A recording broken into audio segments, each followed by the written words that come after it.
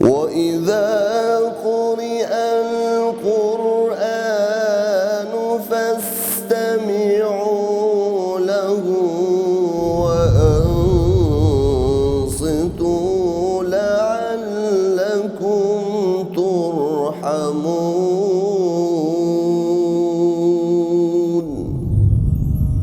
Адеп башаты дини уюму тарабынан даярдалды. Окуган Абдул Малик Каары. 7-чи пара. أعوذ بالله من الشيطان الرجيم. بسم الله الرحمن الرحيم. وإذا سمعوا ما أنزل إلى الرسول ترى أعينهم تفيض من الدمع مما عرفوا من الحق يقولون ربنا آمنا فاكتبنا مع الشاهدين. وما لنا لا نؤمن بالله وما جاءنا من الحق ونطمع أن يدخلنا ربنا مع القوم الصالحين. فأثابهم الله بما قالوا جنات تجري من تحتها الأنهار خالدين فيها وذلك جزاء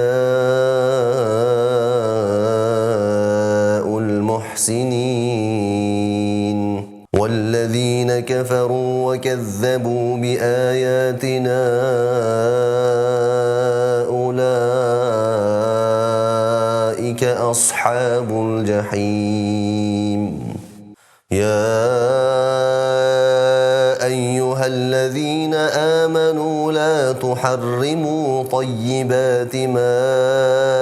أحل الله لكم ولا تعتدوا إن الله لا يحب المعتدين. وكلوا مما رزقكم الله حلالا طيبا واتقوا الله الذي أنتم به مؤمنون. لا يؤاخذكم الله باللغو في أيمانكم ولكن يؤاخذكم بما عقدتم الأيمان. فكفارته إطعام 10 مساكين من أوسط ما تطعمون أهليكم أو كسوتهم أو تحرير رقبة. فمن لم يجد فصيام 3 أيام ذلك كفارة أيمانكم إذا حلفتم. واحفظوا أيمانكم كذلك يبين الله لكم آياته لعلكم تشكرون. يا أيها الذين آمنوا إنما الخمر والميسر والأنصاب والأزلام رجس من عمل الشيطان فاجتنبوه لعلكم تفلحون. إنما يريد الشيطان أن يوقع بينكم العداوة والبغضاء في الخمر والميسر ويصدكم عن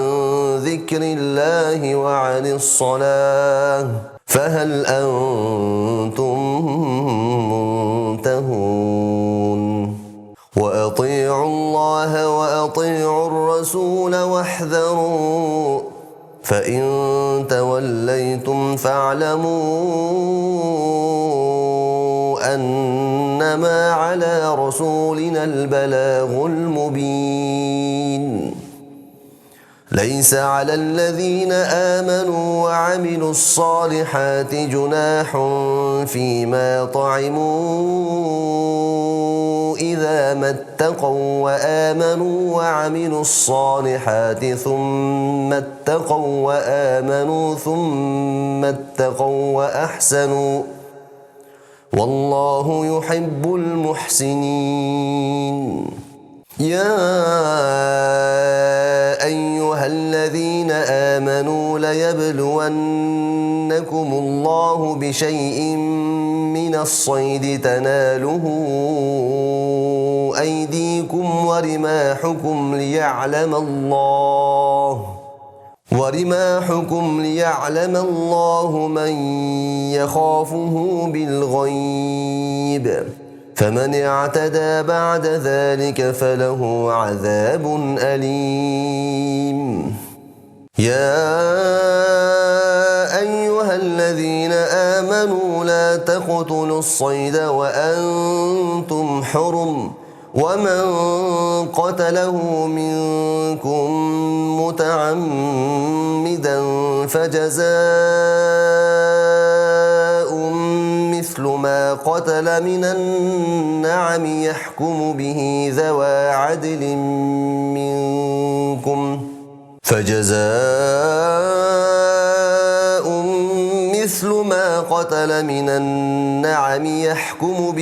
ذوى عدل منكم هديا بالغ الكعبة أو كفارة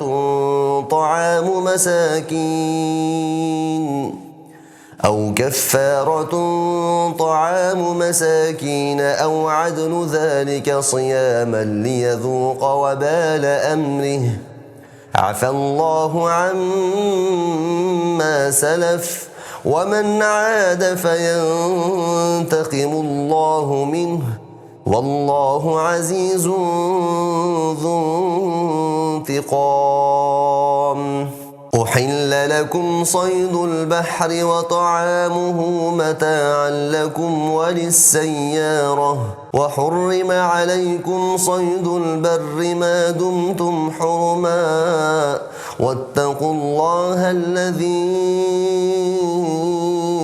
إليه تحشرون.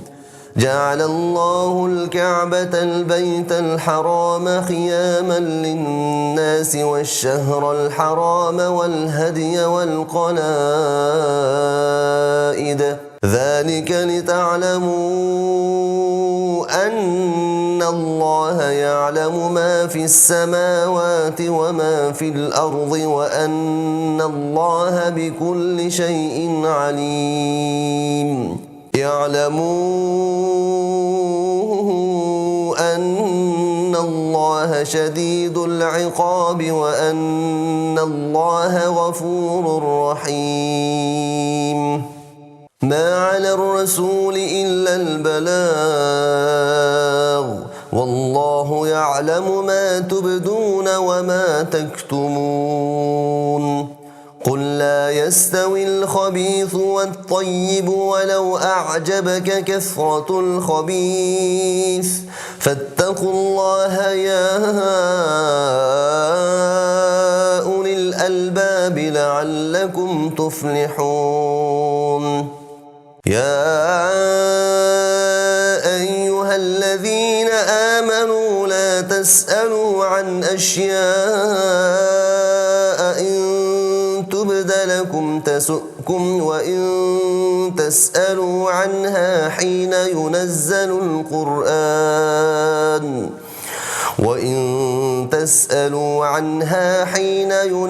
القرآن تبد لكم عفى الله عنها والله غفور حليم. قد سألها قوم من قبلكم ثم أصبحوا بها كافرين. ما جعل الله من بحيرة ولا سائبة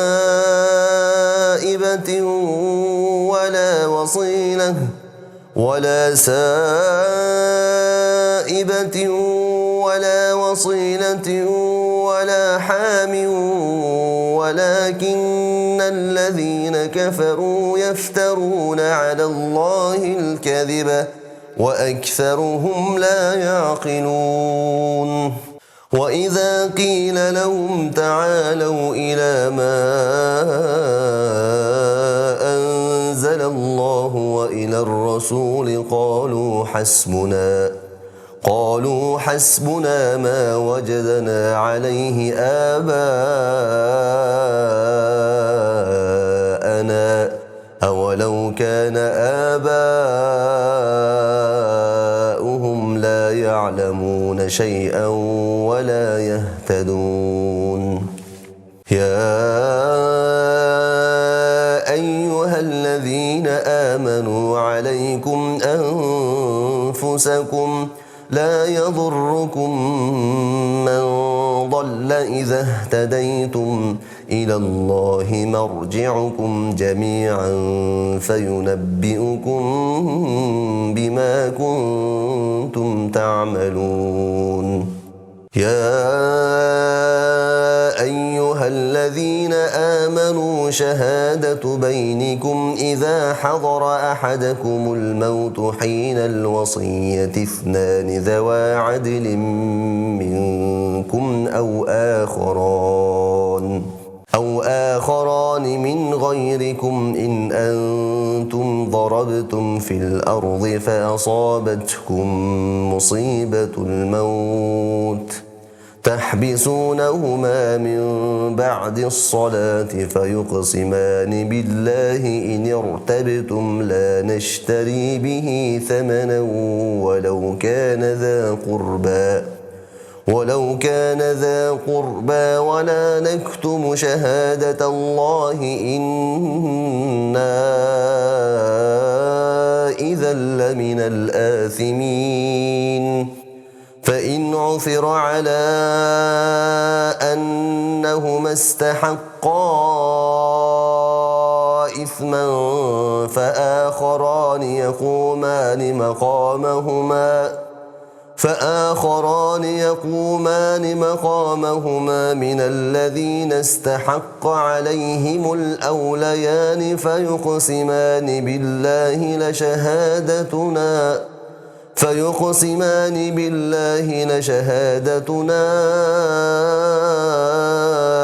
أحق من شهادتهما وما اعتدينا إنا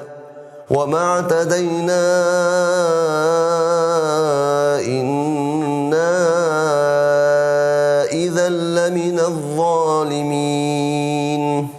ذلك أدنى أن يأتوا بالشهادة على وجهها أو يخافوا أن ترد أيمان بعد أيمانهم واتقوا الله واسمعوا والله لا يهدي القوم الفاسقين يوم يجمع الله الرسل فيقول ماذا أجبتم قالوا لا علم لنا إنك أنت علام الغيوب إذ قال الله يا عيسى ابن مريم اذكر نعمتي عليك وعلى والدتك إذ أيدتك بروح القدس تكلم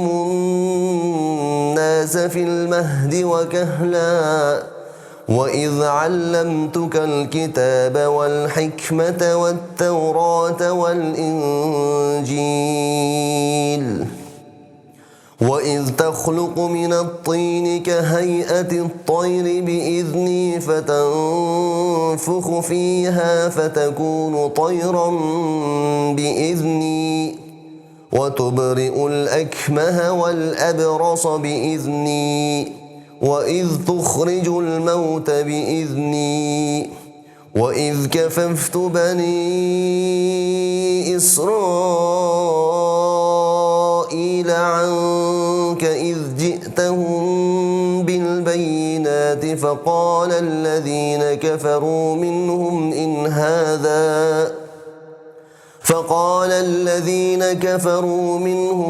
هذا إلا سحر مبين. وإذ أوحيت إلى الحواريين أن آمنوا بي وبرسولي قالوا آمنا واشهد بأننا مسلمون. إذ قال الحواريون يا عيسى ابن مريم هل يستطيع ربك أن ينزل علينا مائدة من السماء قال اتقوا الله إن كنتم مؤمنين. قالوا نريد أن نأكل منها وتطمئن قلوبنا ونعلم أن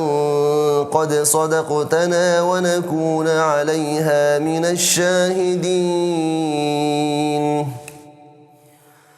قال عيسى ابن مريم اللهم ربنا أنزل علينا مائدة من السماء تكون لنا عيدا لأولنا وآخرنا وآية منك وارزقنا وأنت خير الرازقين. قال الله إني منزلها عليكم فمن يكفر بعد منكم فإني أعذبه عذابا لا أعذبه أحدا من العالمين.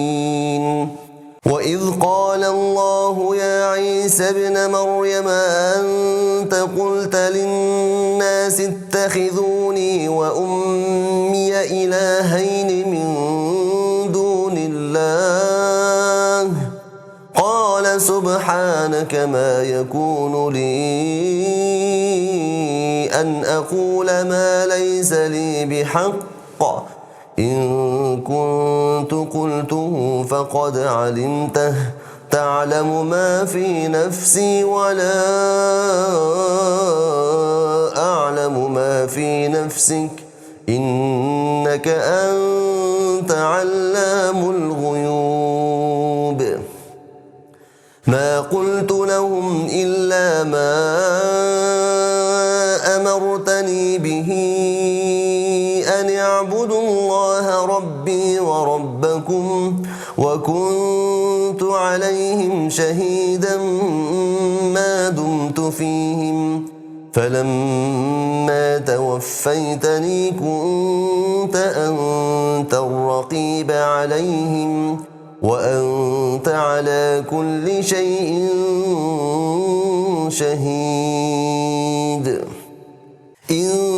تعذبهم فإنهم عبادك وإن تغفر لهم فإنك أنت العزيز الحكيم. قال الله هذا يوم ينفع الصادقين صدقهم لهم جنات تجري من تحتها الأنهار خالدين فيها أبدا رضي الله عنهم ورضوا عنه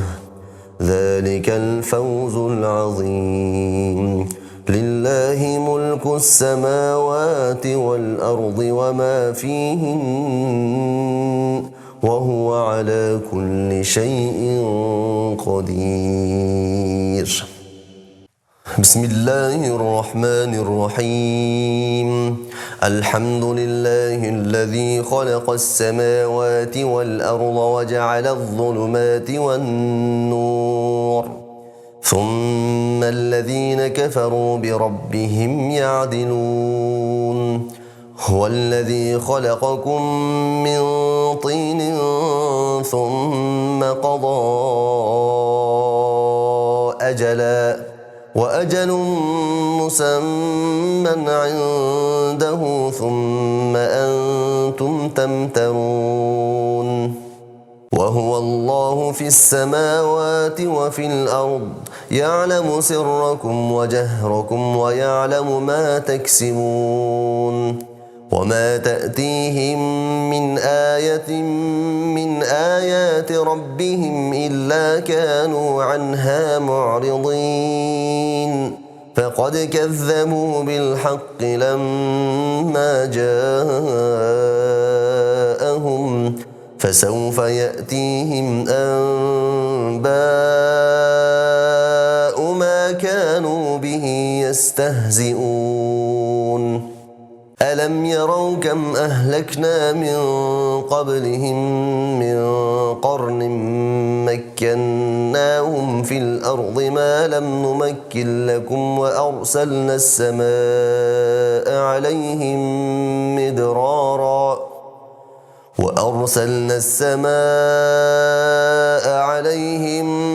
مدرارا وجعلنا الأنهار تجري من تحتهم فأهلكناهم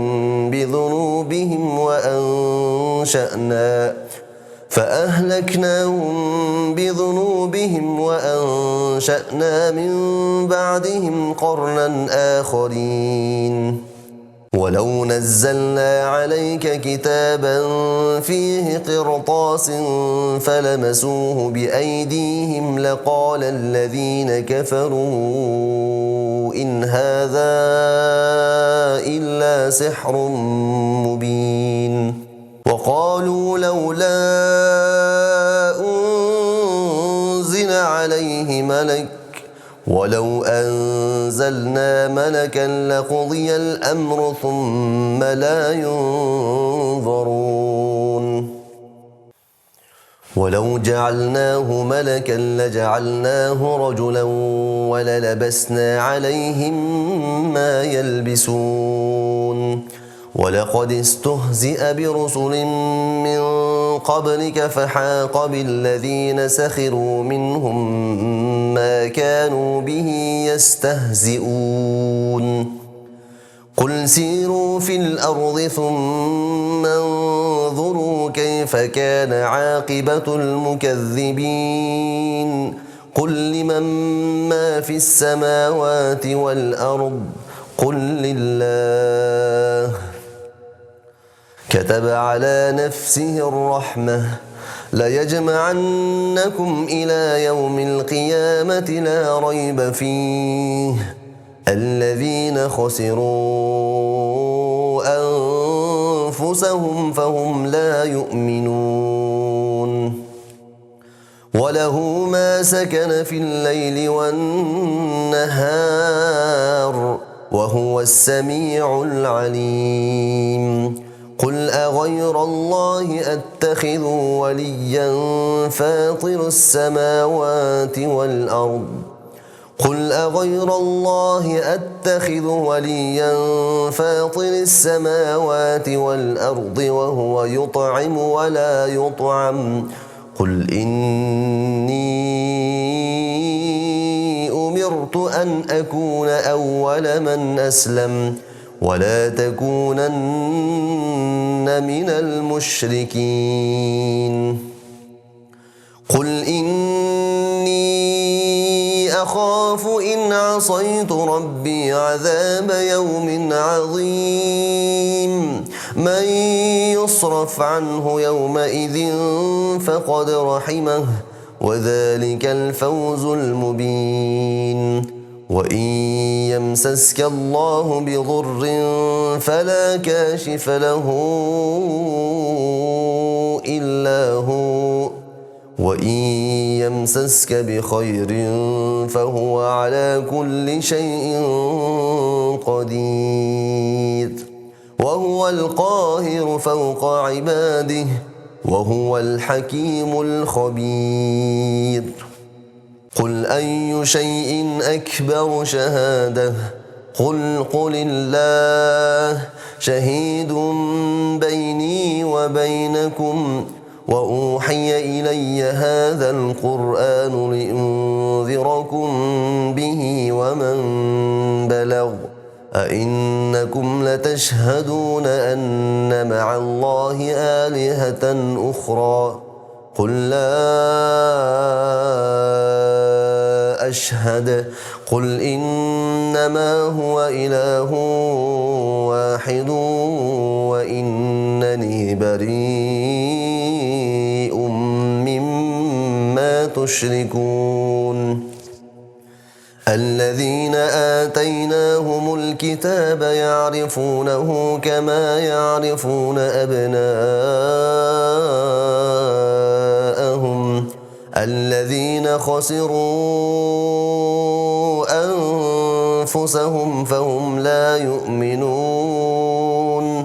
ومن أظلم ممن افترى على الله كذبا أو كذب بآياته إنه لا يفلح الظالمون ويوم نحشرهم جميعا ثم نقول للذين أشركوا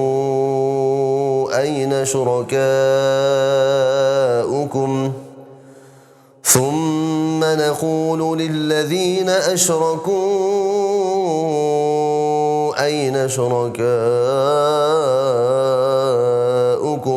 الذين كنتم تزعمون ثم لم تكن فتنتهم إلا أن قالوا والله ربنا ما كنا مشركين انظر كيف كذبوا على أنفسهم وضل عنهم ما كانوا يفترون ومنهم من يستمع إليك وجعلنا على قلوبهم أكنة أن يفقهوه وفي آذانهم وقرا وإن يروا كل آية لا يؤمنوا بها حتى إذا جاءوك يجادلونك يقول الذين كفروا إن هذا إلا أساطير الأولين وهم ينهون عنه وينأون عنه وإن يهلكون إلا أنفسهم وما يشعرون ولو ترى إذ وقفوا على النار فقالوا يا ليتنا نرد ولا نكذب بآيات ربنا ونكون من المؤمنين بل بدا لهم ما كانوا يخفون من قبل ولو ردوا لعادوا لما نهوا عنه وإنهم لكاذبون وقالوا إن هي إلا حياتنا الدنيا وما نحن بمبعوثين ولو ترى إذ وقفوا على ربهم قال أليس هذا بالحق قالوا بلى وربنا قال فذوقوا العذاب بما كنتم تكفرون قد خسر الذين كذبوا بلقاء الله حتى إذا جاءتهم الساعة بغتة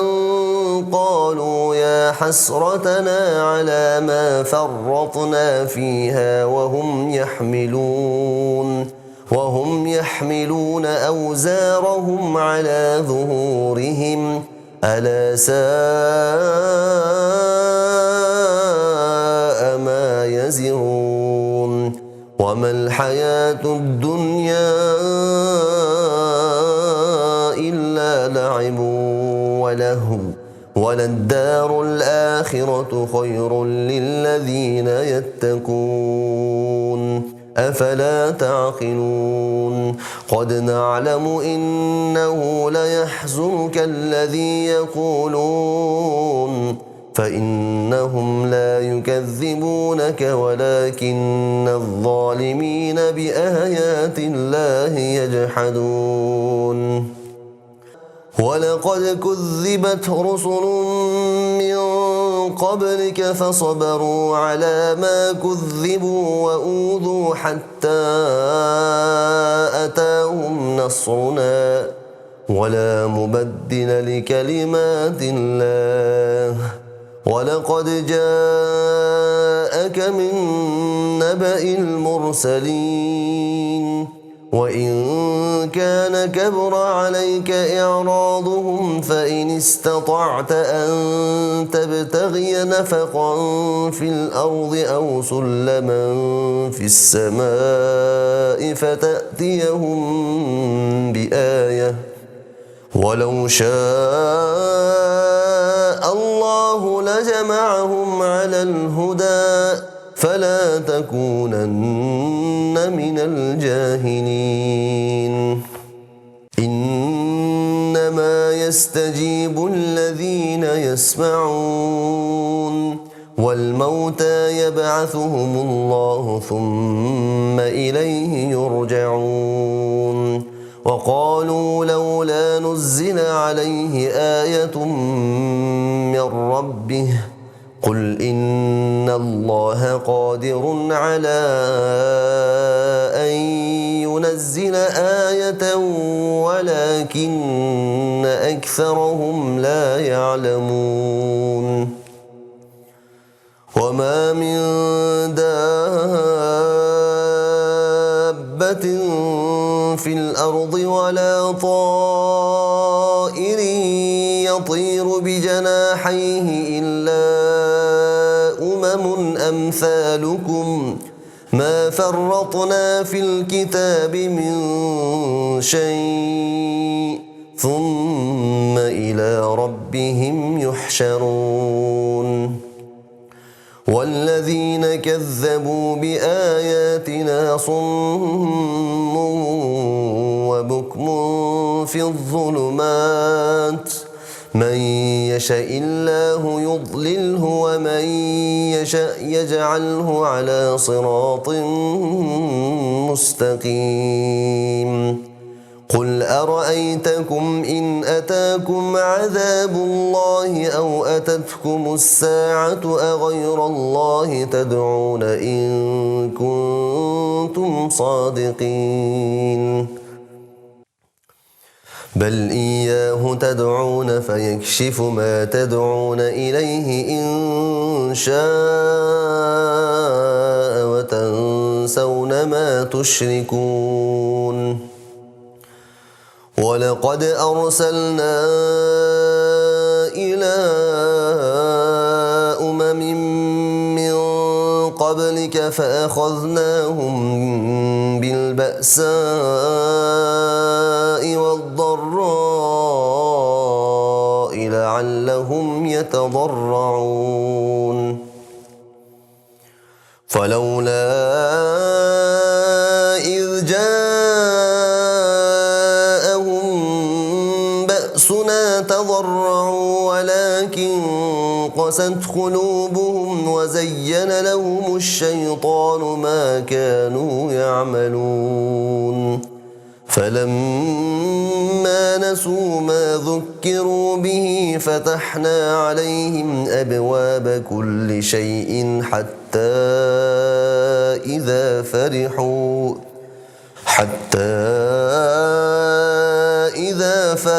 بما أوتوا أخذناهم بغتة فإذا هم مبلسون فقطع دابر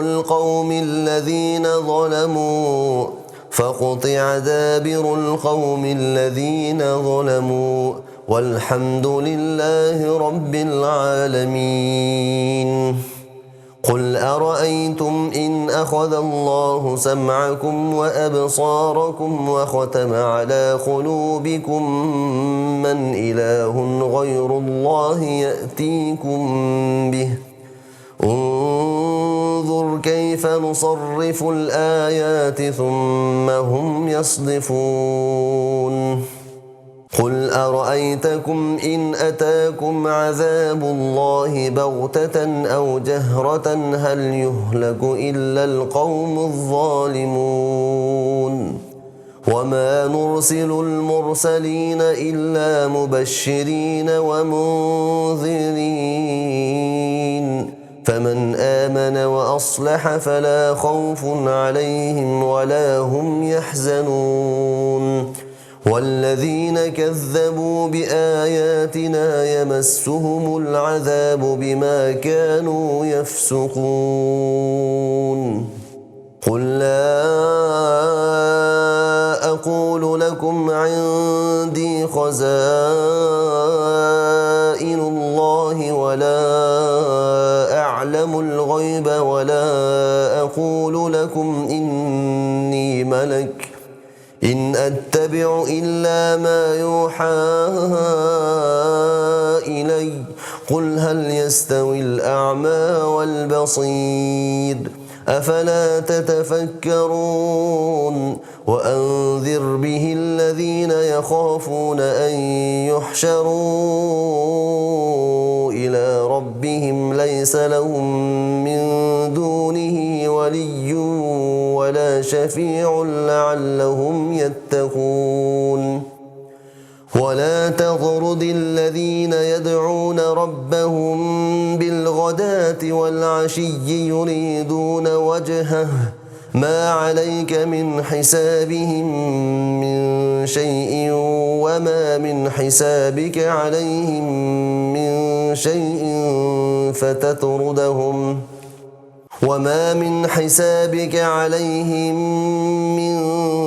شيء فتطردهم فتكون من الظالمين. وكذلك فتنا بعضهم ببعض ليقولوا أهؤلاء من الله عليهم من بيننا أليس الله بأعلم بالشاكرين. وإذا جاءك الذين يؤمنون بآياتنا فقل سلام عليكم كتب ربكم على نفسه الرحمة أنه من عمل منكم سوءا بجهالة ثم تاب من بعده وأصلح فأنه غفور رحيم. وكذلك نفصل الآيات ولتستبين سبيل المجرمين.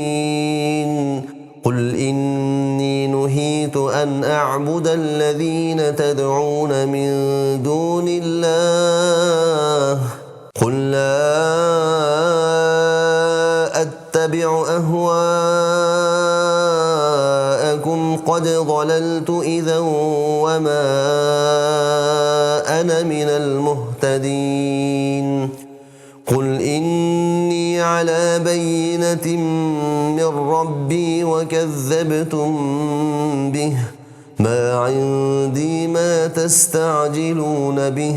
إن الحكم إلا لله يقص الحق وهو خير الفاصلين. قل لو أن عندي ما تستعجلون به لقضي الأمر بيني وبينكم والله أعلم بالظالمين. وعنده مفاتح الغيب لا يعلمها إلا هو ويعلم ما في البر والبحر وما تسقط من ورقة إلا يعلمها ولا حبة في ظلمات الأرض ولا رطب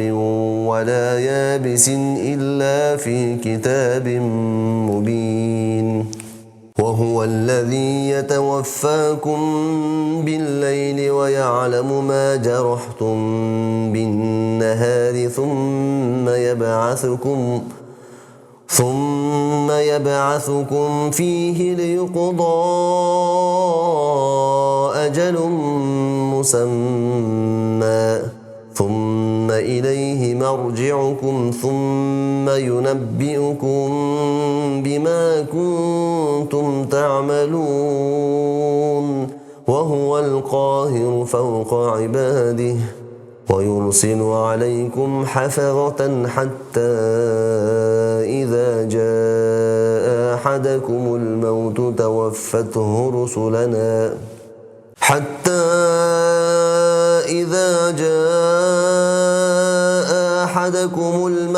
توفته رسلنا وهم لا يفرطون ثم ردوا إلى الله مولاهم الحق ألا له الحكم وهو أسرع الحاسبين قل من ينجيكم من ظلمات البر والبحر تدعونه تضرعا وخفية لئن أنجانا من هذه لنكونن من الشاكرين وهو الذي يتوفاكم بالليل ويعلم ما جرحتم بالنهار ثم يبعثكم فيه ليقضى أجل مسمى ثم إليه مرجعكم ثم ينبئكم بما كنتم تعملون وهو القاهر فوق عباده ويرسل عليكم حفظة حتى إذا جاء أحدكم الموت توفته رسلنا وهم لا يفرطون ثم ردوا إلى الله مولاهم الحق ألا له الحكم وهو أسرع الحاسبين قل من ينجيكم من ظلمات البر والبحر تدعونه تضرعا وخفية لئن أنجانا من هذه لنكونن من الشاكرين قل الله ينجيكم منها ومن كل كرب ثم أنتم تشركون قل هو القادر على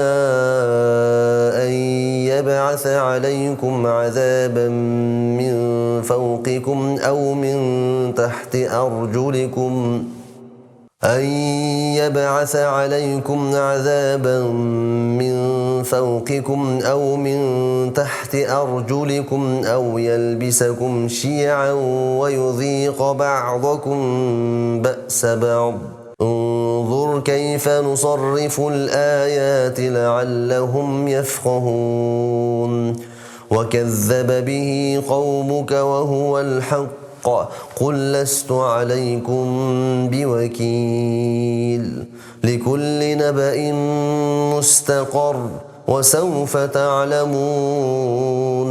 وإذا رأيت الذين يخوضون في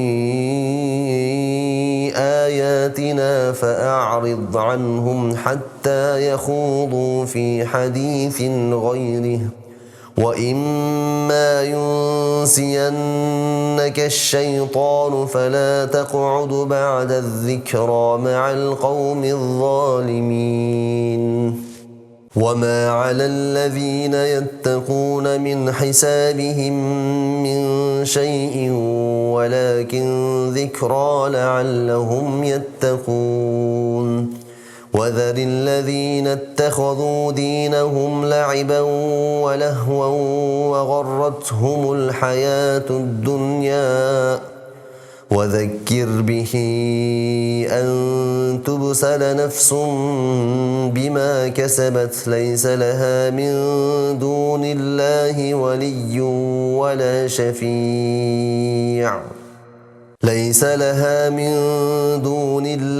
ولي ولا شفيع وإن تعدل كل عدل لا يؤخذ منها أولئك الذين أبسلوا بما كسبوا لهم شراب من حميم وعذاب أليم بما كانوا يكفرون قل أندعو من دون الله ما لا ينفعنا ولا يضرنا ونرد على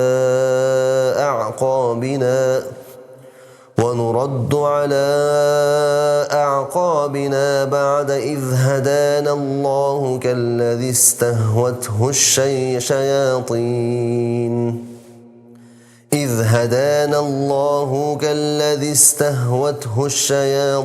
في الأرض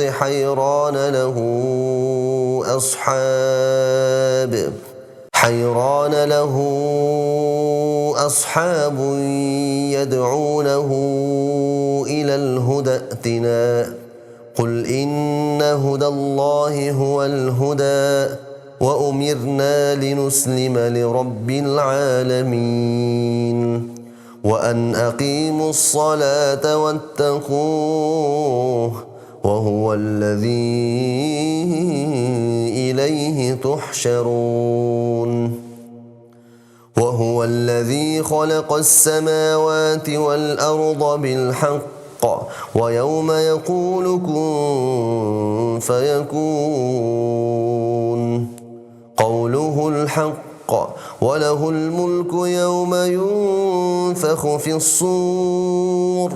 عالم الغيب والشهادة وهو الحكيم الخبير وإذ قال إبراهيم لأبيه آزر أتتخذ أصناما آلهة إني أراك وقومك في ضلال مبين وكذلك نري إبراهيم ملكوت السماوات والأرض وليكون من الموقنين فلما جن عليه الليل رأى كوكبا قال هذا ربي فلما أفل قال لا أحب الآفلين فلما رأى القمر بازغا قال هذا ربي فلما أفل قال لئن لم يهدني ربي لأكونن من القوم الضالين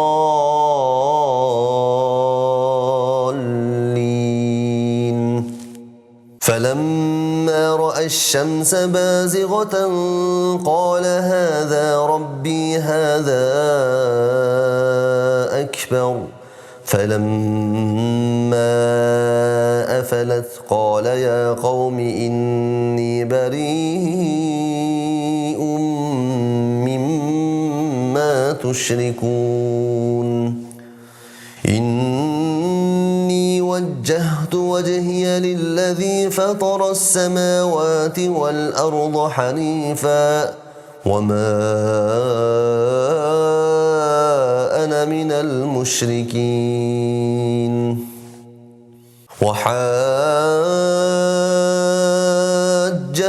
قومه قال أتحاجوني في الله وقد هدان ولا أخاف ما تشركون به إلا أن يشاء ربي شيئا وسع ربي كل شيء علما أفلا تتذكرون وكيف أخاف ما أشركتم ولا تخافون أنكم أشركتم بالله ما لم ينزل به عليكم سلطانا فأي الفريقين أحق بالأمن إن كنتم تعلمون الذين آمنوا ولم يلبسوا إيمانهم بظلم أولئك لهم الأمن وهم مهتدون وتلك حجتنا آتيناها إبراهيم على قومه نرفع درجات من نشاء إن ربك حكيم عليم ووهبنا له إسحاق ويعقوب كلا هدينا ونوحا هدينا من قبل ومن ذريته داود وسليمان وأيوب ويوسف وموسى وهارون وكذلك نجزي المحسنين وزكريا ويحيى وعيسى وإلياس كل من الصالحين وإسماعيل واليسع ويونس ولوطا وكلا فضلنا على العالمين ومن آبائهم وذرياتهم وإخوانهم واجتبيناهم وهديناهم إلى صراط مستقيم ذلك هدى الله يهدي به من يشاء من عباده ولو أشركوا لحبط عنهم ما كانوا يعملون أولئك الذين آتيناهم الكتاب والحكم والنبوة فإن يكفر بها هؤلاء فقد وكلنا بها قوما ليسوا بها بكافرين أولئك الذين هدى الله فبهداه مقتده قل لا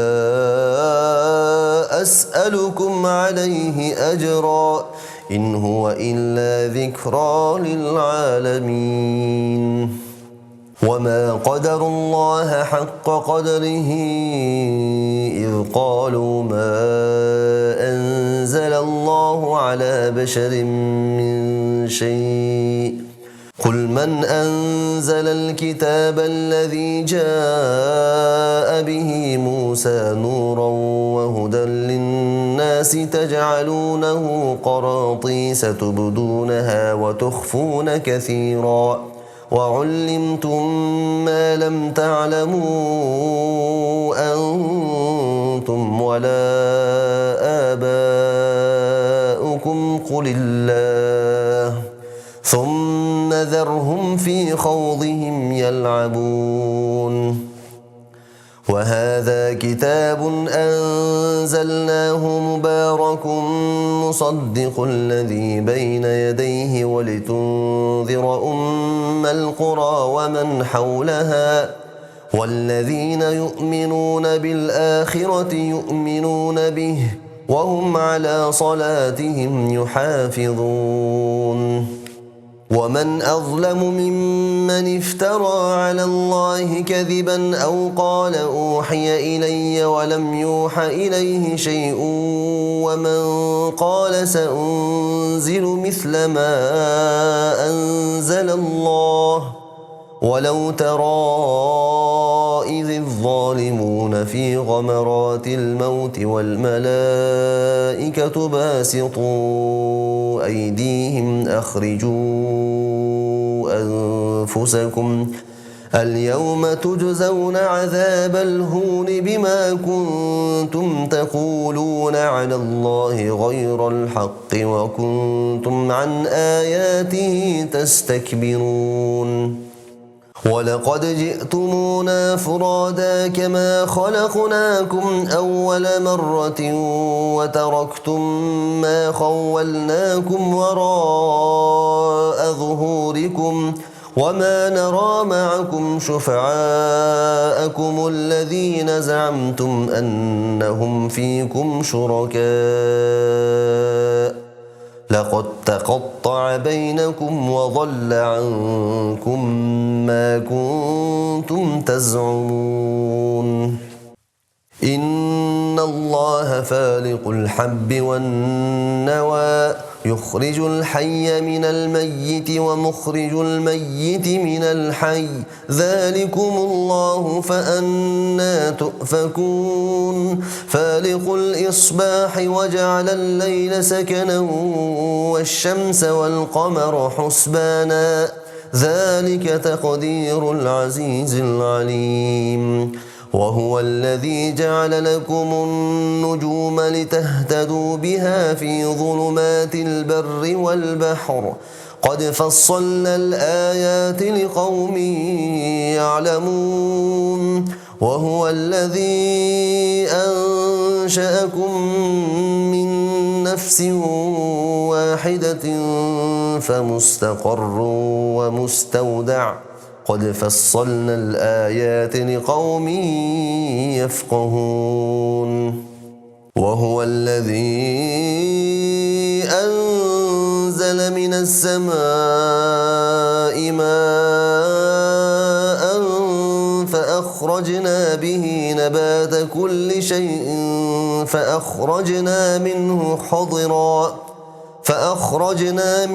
خضرا نخرج منه حبا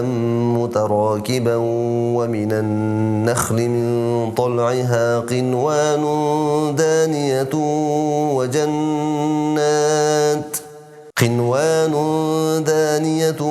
وجنات من أعناب والزيتون والرمان مشتبها وغير متشابه انظروا إلى ثمره إذا أثمر وينعه إن في ذلكم لآيات لقوم يؤمنون وجعلوا لله شركاء الجن وخرقوا له بنين وبنات بغير علم سبحانه وتعالى عما يصفون بديع السماوات والأرض أنى يكون له ولد ولم تكن له صاحبة وخلق كل شيء وهو بكل شيء عليم ذلكم الله ربكم لا إله إلا هو خالق كل شيء فاعبدوه وهو على كل شيء وكيل